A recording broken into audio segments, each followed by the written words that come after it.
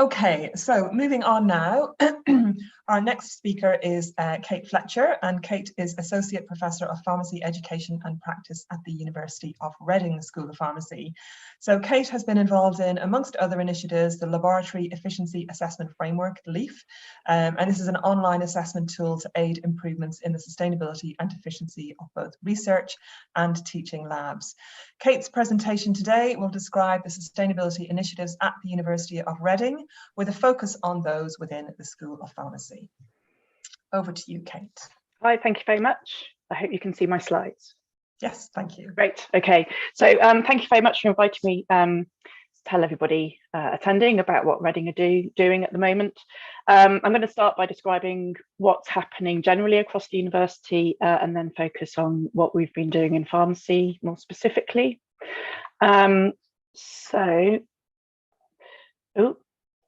There we go.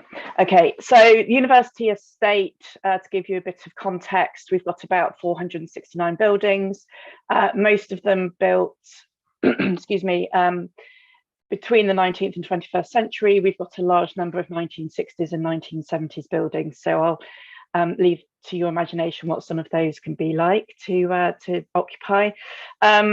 We've got about 15,000 students and around 4,000 staff. The annual utilities bill at the moment is approximately £6.6 million, and our baseline carbon emissions are around just under 44,000 tonnes of carbon dioxide a year. But I'm not going to quote loads of figures at you, don't worry. You won't be surprised to hear that heating is our biggest cause of emissions across the university. White Knights there, the big brown block on the left, is the main campus, and my school, Chemistry, Food, Biosciences and Pharmacy, has the dubious pleasure of being the biggest energy user on campus, because we have large amounts of very energy thirsty lab equipment in our buildings.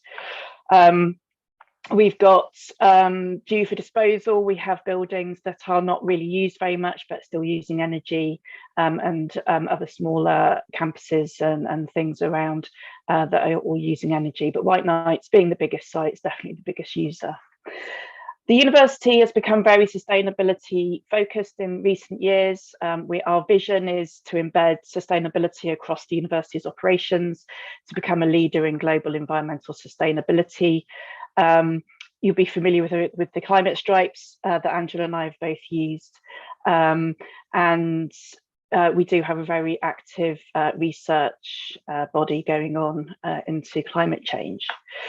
So we've made progress in recent years. So this shows reductions from 2006-07 compared with the situation in 2019-20, and Reading was the third largest, the institution, research focused institution, who made the third largest reduction in emissions in that time period.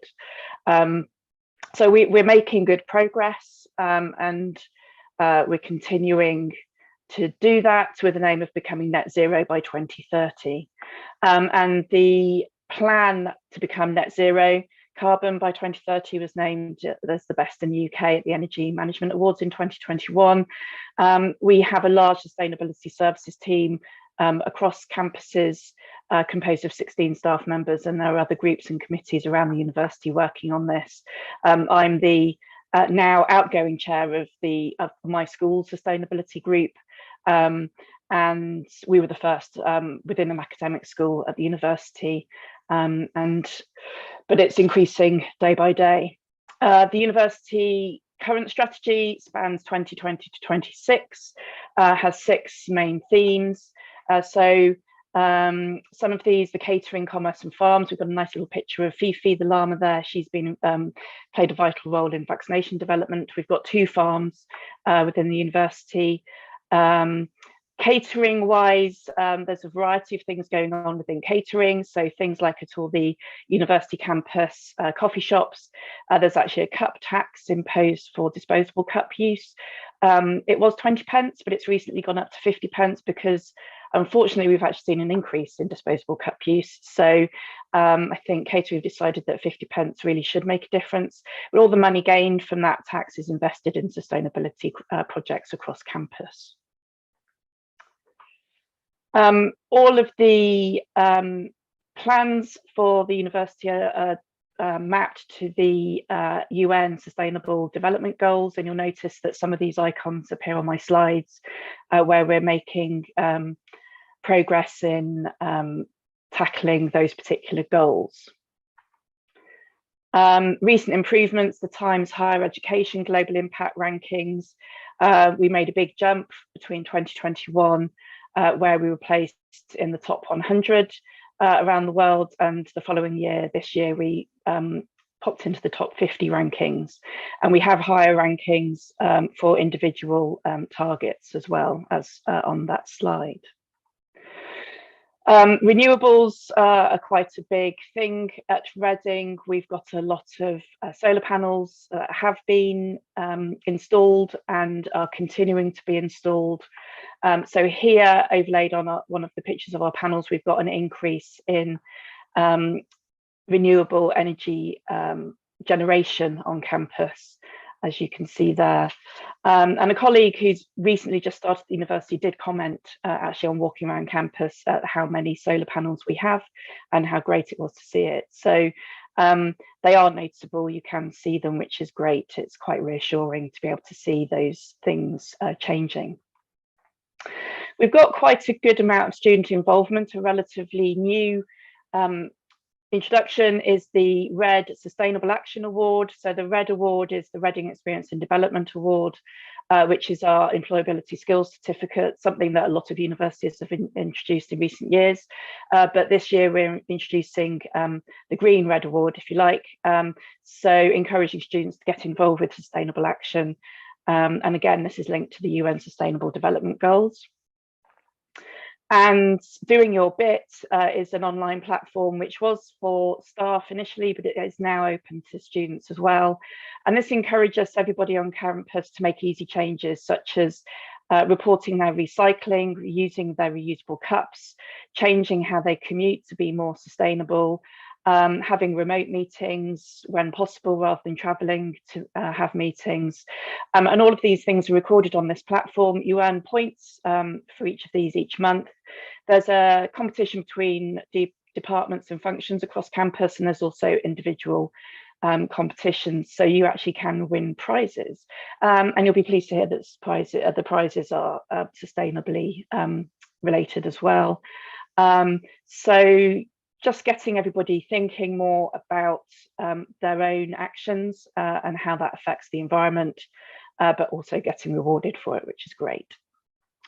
Moving on more specifically to the School of Pharmacy. So we have around 600 undergraduate students. That's not just across pharmacy, that's also pharmacology. And we now have physician associates. We have a physician associate undergraduates. We've also got postgraduate students, and actually it's probably quite a few more than 30 this year. We've got around 59 staff, and we're accommodated in 4 buildings at the White Knights campus. So one of the biggest projects we've had in recent years has been projects related to Salix or Salix funding. We were lucky enough to gain £3.3 million for sustainability projects. And we've got pictures summarising some of these. I'll look at some of them in a bit more detail. So we've got solar panels again, changing lighting to LED lighting, replacing old refrigeration and freezers with newer, more energy efficient models. And there have been major projects on air handling in our buildings as well. So that's a lovely picture of some of the air handling machinery that we've got on top of the chemistry building. So within our buildings and our labs, there's been a major project on the fume cupboards, upgrading the control systems, replacing fans, using more efficient ventilation, removal of redundant fume cupboards and recalibrating run speeds. So that's been a investment of over £1 million, but we're expecting to save around 300,000 a year. So that will pay itself back quite quickly, saving around 1,000 tonnes of carbon dioxide a year. And this project won an Environmental Association for Universities and Colleges Green Gown Awards last year as well. Laboratory fridges and freezers, of which we have many around our buildings. First of all, looking at the -20 freezers, we've replaced 32 units, saving around 30%, 35% on costs each year, around just over 2,000 kilograms of carbon dioxide. So significant improvements with that. Ultra low temperature freezers. So for certain tissue cultures and samples and things, they need to be stored at ultra low temperatures. Most of our freezers are currently at -80, but we are looking to change some temperatures, raise them slightly to either -75 or -70, depending obviously on what samples are stored in them and what their requirements are. And quite significant savings can be made by relatively small changes in temperature. Things that do have to be taken into account with this is if we have power failures and machines fail, how long we have to respond to save those samples. So it's quite a complex system to review, and it's taking quite some time, but eventually we hope that we'll be reducing the number of -80s and saving quite considerable money on those. So we have already replaced 12 units, saving around 41% so far, and quite significant amounts of carbon dioxide. Drying cabinets, we've replaced around 24 very old units that were very inefficient, very wobbly doors, things like that. And we've got much better, more energy efficient units now. And actually, interestingly with this, it wasn't just the units themselves, it was the effects on the environment in the rooms that they were in. So these old units were actually so inefficient and didn't keep the heat in. So they were heating up the room around them, causing other issues of perhaps increased need for air conditioning and that kind of thing. So that's made huge improvements in the environment that people are working in, much more comfortable, not needing to use any other air conditioning to control the temperature in the room. So additional savings just by replacing these old units. Moving on to LEAF. So I must emphasize that this actually is a scheme that was originated by UCL, and they have shared it across the country. We got this moving within our sustainability group whilst I was the chair, and then Scott O'Brien, one of the members of the group, and the Associate Director of Operations, has become the LEAF project lead at Reading, and we're starting to assess our labs. So it's the Laboratory Efficiency Assessment Framework. It aims to save energy, encourage labs to manage their waste better, make sure they are following good practice, looking at sustainable procurement, and also ensuring that people are trained in all of these things. So it becomes embedded within the systems within labs, so that it's sustainable and it continues for many years to come. It's a Excel spreadsheet kind of assessment where you go through and assess your current status in a lab. So our first assessment got a silver award, but the scheme also gives you advice on how you can improve your rating. And so that lab is now working towards gold status. We'll be assessing our teaching labs soon, and we're rolling it out across the school and encouraging other schools that have labs to get involved with this as well. So the very latest project that I got an update on recently is that we're currently looking into our autoclaves across the school, replacing old inefficient gas boilers and the piped steam that serves most of our autoclaves at the moment, and replacing those with modern electrically powered autoclaves that generate their own steam on demand. So it will become hugely more efficient and reducing emissions. There's a large initial financial outlay, not surprisingly, but there will be long-term savings and reduction in emissions. I have no numbers for this to share with you at the moment because it's still in the very early stages, but we do expect that to be quite significant. So just to summarise what the changes that have been made that have improved the sustainability of pharmacy in particular, replacing LED lighting, replacing lighting with LED lighting to save on energy use, replacement of a range of refrigeration appliances and drying cabinets, refurbishment of fume cupboards, installation of solar panels, and refurbishment of air handling and air conditioning to make everything more efficient and reduce energy consumption and emissions. So thank you very much for listening. And does anybody have any questions about this? Great, thank you very much, Kate. I'm just going to allow a minute or two for some questions come through in the Q&A box and the chat. Whilst we're waiting, I have some questions for you, if that's okay. Of course. So, I mean, it's great that you have at the university this sort of wide sustainability strategy and sort of posts linked to that. So do people have sort of dedicated time and paid time to focus on this, or are people trying to do this? You're laughing. I shouldn't laugh, but no, I think my laughter probably answers that for you. No. I became the chair because at that particular time I'd actually just returned from 4 years at our Malaysia campus. I wasn't at a full academics workload at that point. I joined the very first meeting that we had within the school, and when the head of school asked, so who would like to become the first chair, arms stayed very much attached to sides. So I kind of thought, well, actually I've got a bit more time, so I volunteered to do it, and I ended up doing it for 3 years.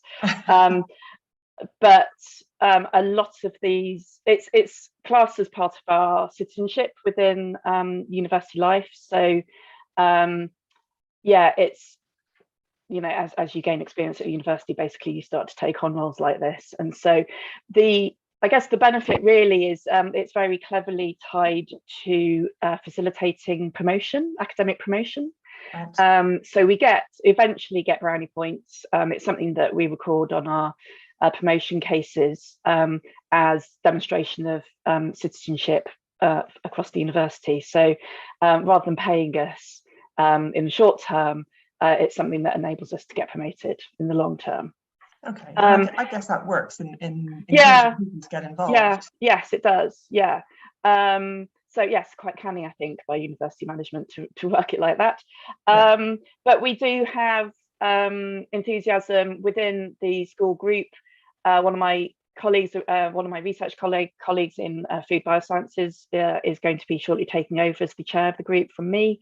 I'm a teaching intensive lecturer, came from practicing as a pharmacist, so I don't conduct research myself, but I'm keen to introduce sustainability more into teaching. We are working on that at the moment. We've got some postgraduate students who are involved in the group, so they're kind of encouraging their partners in labs to get involved. We've got a range of other members of staff. We don't yet have undergraduates included on the group, but that is a plan. Probably over the next academic year, we'll start getting undergraduates onto the group as well. So we've got a good spread of representation across the school. And I'm proud that actually our school has been the first group, first sustainability group, we're the first school to adopt the LEAF project. So we're able to influence the way these things are being introduced across campus as well. Okay, so that's really interesting, because I was going to ask you, the university's obviously got quite a strong sort of sustainability strategy, and obviously you've invested a lot of money in upgrading equipment and what have you, but what's the engagement from the staff like in terms of sort of day-to-day, I guess, sort of working, and, you know, just in terms of the buildings and estates, you know, switching stuff off and getting engaged in this sort of thing? Are they on board? Are you having to sort of cajole them into it? It does vary, as you can imagine. Some of it is led by technicians, and luckily our lab technicians are very interested in a lot of this stuff. And so they're often the ones that are going around. One of the first things we did as a group was develop some stickers. Actually, I should have shared some images of those. I didn't think of that, but we've got some images, some stickers that can go. So that's aimed at helping people know when they can switch things off and when not to switch things off. So, for instance, those of you familiar with working research labs, maybe certainly at Reading and probably other institutions, it's common that if you've left an experiment running in a room, even though you may have left it for the weekend and you've locked the door and walked away and it's just there doing its thing, people will leave the lights on because it's an indication that there's an experiment running. Well, we've now produced labels to go on doors, so that says experiment running in this room, you know, please don't switch anything off. So that allows people to turn the lights off so when they leave it. Yeah. We've got other stickers that are put for various pieces of equipment, some that say this machine can be switched off after use, and some that say things more like do not switch this machine off after use, you know, whatever. So it's actually helping people in labs rather than the default being, I don't know if I can switch this off, so I'm going to leave it on. Yeah. We're actually helping them to know when they can safely switch things off, obviously then saving on energy consumption. So a variety of simple things. And so again, the members of the group I kind of rely on to do the dissemination. So when the labels were introduced, we sent out an email to the whole school with a contact point of one of our senior technicians to get the labels from. So it's very much the group works as a team too, and we kind of spread out those roles to manage them and take them forwards. And with LEAF getting underway properly now, there's a team involved, because the thing with LEAF is that you do need people who know how to do the assessments. So we hope that as each lab does them and they become familiar with how to do the assessment, that facilitates more labs being assessed. We're also looking at getting a chemical inventory in place, which is an online system. So the whole school is able to share chemicals and things to reduce usage, and then eventually get that to be used across all science schools, you know, schools using chemicals, so that we can reduce the amount that we order, reduce wastage. And you know, our waste management is actually very good. The contractor we use, there's regular meetings to see how we can increase on our recycling and safe disposal of things. But chemical wastage, you can imagine, is pretty expensive to deal with. So it's and also the impact on the environment. So there's other things ongoing as well. And it does take buy-in, but if we have some key people involved who then kind of almost spread things by stealth, then you get there eventually. Yeah, okay. So a whole range of things going on, particularly in relation to your sort of lab and research areas. So hopefully lots of ideas there for other academics and indeed pharmacy students to sort of take back to their institutions and maybe put forward some ideas. So just sort of going on to the teaching side of things, Kate, Angela's asked a question. Is there any pedagogical support for academics to be able to teach sustainability at Reading? Not formally yet. With my sustainability hat on, we're currently going through program redesign. So I did make sure that we got learning outcomes, so additional learning outcomes of sustainability issues included in all our new module descriptions. And it's been very useful listening to this morning's presentations, because I think people really need practical ideas on how to introduce it. So Melissa's presentation was particularly useful, I think, because, you know, if you tell us, if people are told, oh, well, talk about this and talk about that, it makes it more real, and they go, oh, I can go and research that thing, and I can get some information and put it on some slides and include it in a lecture or in a workshop. So people really need practical ideas about what to include, and then it grows, doesn't it, from there, really? Yeah. And picking up with that, there's a few more questions. So Sangeeta is asking, are there any grants like the one you obtained for sustainability improvements that we can apply to? So I have to admit, I'm not the one that knows about those grants. Our wonderful sustainability knows about those grants. They write the applications, and they are very good at getting money in. So the Salix grant was, I think that was about 3 years ago, because that had just been gained as we started the group. I think it was a very short window for application, and our director of sustainability actually wrote the application in just a few days. So if you've got a sustainability team within your institution, I would they should be the people that know about these grants, and they should be really the people that are applying for them. Or if you don't have a sustainability team, because I think still a lot of institutions don't, then it's talking to your senior managers about this kind of thing, saying we need people looking at these grants and applying for them so we can get funding to improve sustainability on campus. Yeah. So, you know, you could use our examples, and a lot of this information is actually freely available on the University of Reading web pages. So you could say, look, Reading is doing this, this is what they've done, we should be doing the same kind of thing. So Salix, I think, was an institution application rather than school or department. And yeah, hopefully you've got people within your institution who know about these things. Great. So I think that might answer a question that Roisin's put in, asking, is there an overarching sustainability plan in Reading? But presumably that's what you're referring to, and that's available on the Reading University website. Yeah. I can share the link shortly with you. That would be great if you could pop that in the chat box a bit later. That's fine. I will do. And then from Adam, how much resistance did you face in implementing these strategies? And if it was considerable, how did you overcome it? And I guess I was thinking, as you were talking, there's a lot of upfront funding going on there. So I guess that's potentially one of the challenges. Were there any other issues? So replacing equipment, although I wasn't involved directly, I imagine that resistance was fairly low because actually it was improving things for everybody, because they were getting bright, shiny new equipment. They got a new freezer rather than being nagged to defrost their old ones, because that's a bit of an issue. That's another thing that we are working on, actually making sure that things like freezers are maintained properly, because we do have ones that are just basically full of ice because nobody's defrosted them in a million years.